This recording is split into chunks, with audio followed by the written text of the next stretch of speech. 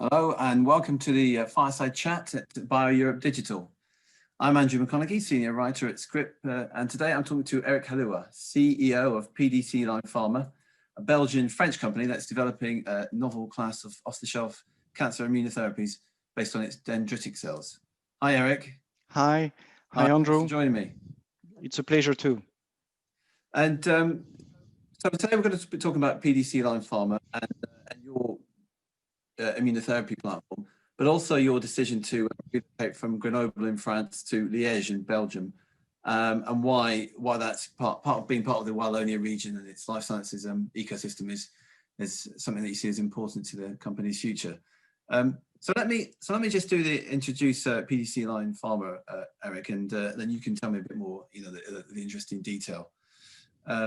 So PDC line Pharma was founded in April 2014 in Grenoble in France as a spin-off of the French blood bank, and you're developing a novel class of off-the-shelf cancer immunotherapies, as we mentioned, based on the proprietary plasmacytoid dendritic cell line, PDC line, which is preloaded with peptides that are derived from target tumor antigens. So yeah, Eric, this is a hot area, really, isn't it? Oncology, and we live in a world of PD-L1s and PD-1 immunotherapies and CAR-Ts. So, but where does your technology fit into that world, and what sets it apart from what we've got already? Yeah. So maybe just a few words about the origins of the cells. So the PDC line, the plasmacytoid dendritic cell line we are using today, is in fact coming from the blood of a very rare leukemia, a leukemia patient having a plasmacytoid dendritic cell leukemia.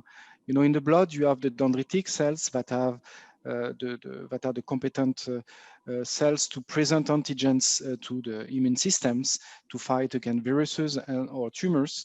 And in the majority of them are myeloid cells, and you have a tiny part that are the plasmacytoid dendritic cells, and that have very interesting biological properties. And in fact, the scientific founder, Joël Plumat, was the first to characterize this disease in the blood of one patient more than 15 years ago. And based on the blood of this patient, on the PBMC, the white blood of this patient, he developed a cell line, immortalized cell line, and a master cell bank approved by the French authorities that we are still using today as a vaccinal platform. So our technology is unique for three main reasons. The first one is it's an immortalized cell line of dendritic origin, and from our knowledge, we have the only dendritic cell line approved for applications in human. The other cell population or cell line identified are progenitors or different kind of origins. Second point is the potency of this cell line, the capacity of the cell line to boost the immune system, which is a lot bigger or higher than the other approach, the other classical autologous or allogeneic dendritic cells. And last but not least, we have observed in the first clinical trial that has been done in melanoma clinical trials that by infusing 3 times the vaccine loaded with specific antigens of melanoma tumors, but the cells after 3 infusion was not rejected. So you are in the situation where you have a big boost of the immune system specifically for the antigens of interest, but no rejections. So that are the 3 key elements to differentiate our cells to the other approach existing today in the field. Great. And we'll get you to tell me more about that in detail in a second, but at this point, I should also mention, Eric, the viewers, your background in terms of, you're a real serial entrepreneur in the biotech field, aren't you? You've co-founded 4 biotech companies and raised more than 130 million euros over your career. That's, isn't it? And, that's right, yes. And several IPOs, and including Myoxis back in 2002 to Genzyme. 2002, yes. So that's, yeah, and I think we'll touch on that in a minute, really, what it means to take a biotech from that level up to where you are now and beyond. But so yes, as I say, we'll come back to that. But coming to the question about where you are with your melanoma, you did the phase 1 in melanoma, and now you're looking at lung cancer and neoantigens. So why do you need to be in that field? What can you add to that field that we haven't got already? In fact, the positioning we believe for the vaccine, the cancer vaccine, is to stimulate the immune systems. So the new modalities that has been developed, and you mentioned it in the beginning of the talk, which are the checkpoint inhibitor, have provided a new avenue, a new opening for the vaccine, because they are breaking the defense mechanisms of the tumor, because the tumor knows how to defend themselves by inhibiting the immunity, the T lymphocyte, when they migrate to the tumor microenvironments. So we know that the checkpoint inhibitor works, and between 20, 25 to 30, 45, it depends of the indication in terms of response rate to patients, but it's not 100%, and you don't have all the time a long response rate. So we believe by stimulating the immune system, thanks to our vaccine, we would have a longer effect and higher number of responders. Thanks to the vaccine. So it's really an associations between our vaccine and checkpoint inhibitor that we are targeting in terms of target product profile. Great, yes. And I believe there's been some dendritic cell therapies in the past, but how does yours move on from those, advance on those ones? Yeah, first of it's an allogenic cell line. So all the other approach were autologous. And with autologous approach, we never know exactly the level of maturity of the cell line. It's a very long process. The logistic is extremely cumbersome and complex. And the batch-to-batch consistency is not optimal, with this kind of process. With an allogenic cell line coming from one donor, one patient that we're using all the time, you are in this ideal situation in terms of robustness and consistency of the manufacturing. The cost of goods, in our case, is a lot lower to the other approach. And once again, the potency of our cell line compared to the approach you mentioned is 1 log to 2 logs higher. So we are more potent, less costly, and we expect longer potential to infuse several times, up to 6 times in the lung cancer. So to have a long-term effect thanks to the vaccine. And of course, the association with checkpoints, once again, we believe it's extremely important to help the immunity to come in the tumor microenvironment and to make the job, which is to kill the tumor. Great. So there's a great need there and a great patient need still to meet. So turning now to the other aspect of the business that you're pursuing, obviously, was the relocation to Belgium, and obviously you started out in Grenoble in France. So and in business terms, and what kind of environment that's in Belgium attracted you to for the company to relocate? Yeah, important point. So the company today is a 25 FTEs and 25 persons working mainly in Liège, Belgium, but we still have a lab, an R&D lab in Grenoble, in France, in the south of France. In fact, let's start by the legacy, the foundation of the company. As you said, the company has been founded first in France in 2014. I joined the company as president and CEO in the beginning of 2016. At this time, the company was really the 2 founders and 1 or 2 persons working within the organizations. And they were looking to, in fact, to raise funds and to develop the organizations. And when I joined, I said, look, I strongly believe that it is in the south part of Belgium, in Wallonia, that we will find the people, the management, the funding, the ecosystem that will help us at the stage of development where the company was. It was still in preclinical stage in-house, even if the melanoma clinical trials, that was an academic clinical trial, was ongoing. I said, we should go to this area. I founded I've been in CEO of over a biotech company in Belgium in the past, and I knew the ecosystems, I knew the investors. And after 3 months, we have been able to raise the first round of financing. It was in 2 parts. We raised 4 million euros. We get the financing, non-dilutive money from the Walloon regions, which is a very interesting levers in terms of attractiveness of the regions. We have as well some investors in equity that are related to the local economy, plus business angels that are willing to invest in startup like us. So it has been really a booster in the beginning to develop the organizations. We selected to relocate in Liège because in Liège they have developed the concept of lab hotel, where you could rent lab and equipment, shared equipment, and that was extremely interesting as well to decrease the level of investment and to speed up the development of the technology. So all these elements has been the key drivers, of the relocations of the company. Two other key points to mention. We are in cell therapy and immuno-oncology, and these two topics are definitely two key strengths of Belgium. There is for legacy reasons, a high density of cell therapy company based in this area, and I've been leading one of them in the past. And you have a CDMO presence and in development again. Now you have competences, knowledge, service providers, and last but not least, in Belgium, the time to get approval for early phase of clinical trial is extremely competitive compared to other countries. For all these elements, the decision has been taken to develop the organization in Belgium, keeping anyway an R&D activity in Liège. Yeah.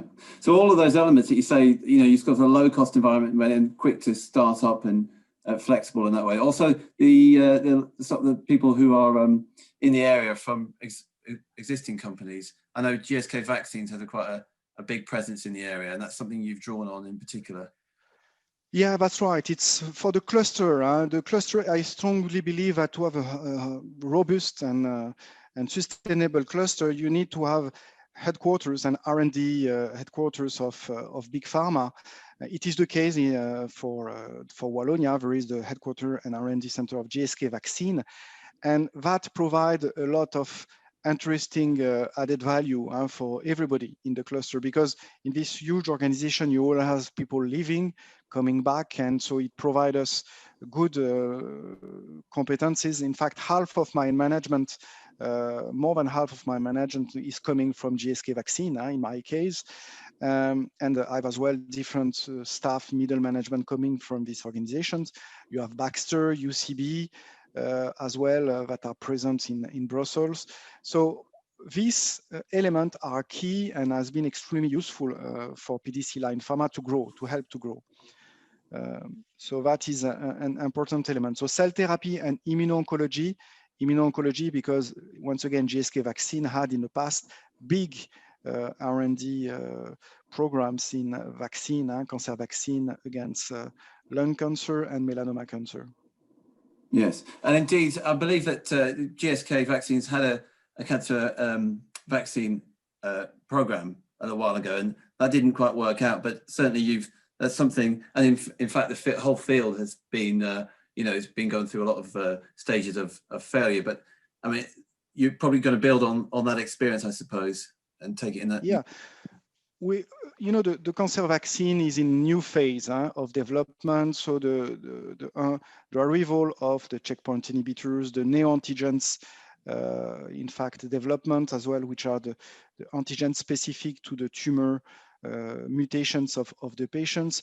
All these new, let's say, scientific and modalities has definitely helped the cancer vaccine to redevelop. So we have even recently, last week, a big deal has been signed by Genentech in this area.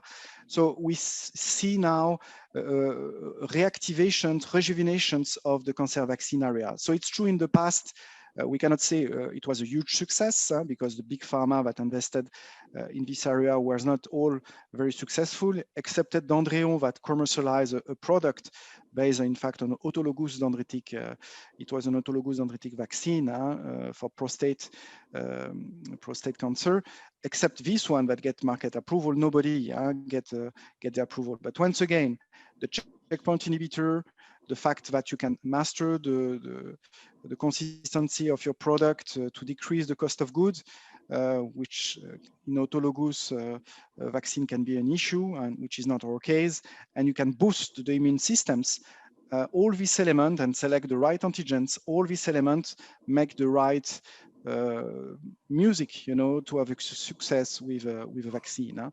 Today, I would say a big part of the pharma still believe that there is a place for cancer vaccine. And you see it in the number of clinical trials in this area. It's growing up over the next 5 years from what I've seen.